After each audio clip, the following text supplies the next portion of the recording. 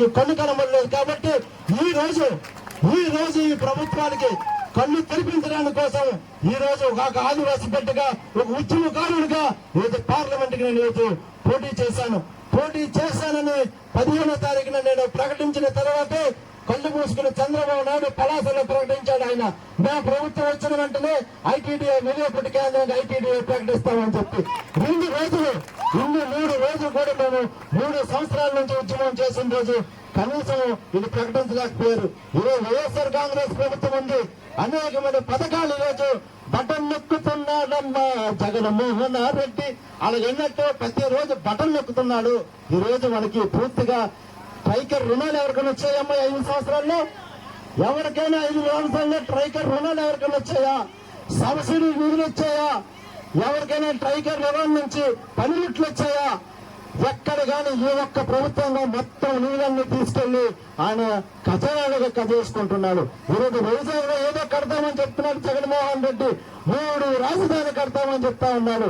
కానీ మాకు ఐటీడీఏ కట్టయ్యా, మేము 3 రాజధానితో దేవుడు అడుగు మా ఆదివాసి లాంటి తల్లి లాంటి ఐటీడీఏ మాకు కావాలని అడుగుతా ఉంటే కనీసం జగన్మోహన్ రెడ్డికి చలనం లేదు. కాబట్టి ఈ రోజు మనమంతా ఒక ఐక్యతంగా వచ్చి మన యొక్క ఐక్యత చాటి చెప్పి ఆదివాసులు తలుచుకుంటే ప్రభుత్వాలకి బంగారాల ఖాతాలో కలిపే శక్తి ఆదివాసులకు ఉన్నదని స్వప్నంగా మీ అందరికి తెలియజేస్తా ఉన్నాను.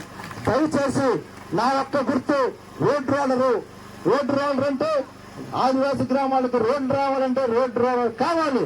రోడ్ రోలర్ అయితే తప్ప రోడ్లు కావు. కాబట్టి అందుకే నాకు అమ్మవారి దయ వల్ల అవి తల్లి దయ వల్ల ఆదివాసి తల్లిదం వల్ల నాకు వచ్చిన గుర్తు కూడా రోడ్ రోలర్.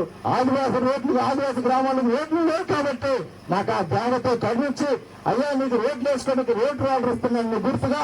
ఆ గుర్తు మీద మీ ప్రజలకి మీ ఆదివాసులకి తెలియజేసుకుని ఆదివాసికి తెలియజేసి ఆదివాసి గ్రామాలకు రోడ్లు కావాలంటే తప్పనిసరిగా రోడ్ రోలర్ కావాలి. కాబట్టి రోడ్ రోలర్ మీ అందరూ గుర్తేసి నాకు రోడ్ రోలర్ మీద గుర్తేసి అత్యధిక మెజార్టీతో పార్లమెంట్ కు పంపిస్తే ఈ రోజు పార్లమెంట్ సభ్యుడైనటువంటి కింజరాపు రామ్మోహన్ గారికి ఏ విధంగా పరిపాలించారో 2 సార్లకి గుర్తు 2014లో ఎంపీగా గెలిపించాం, 2019లో ఎంపీగా గెలిపించాం.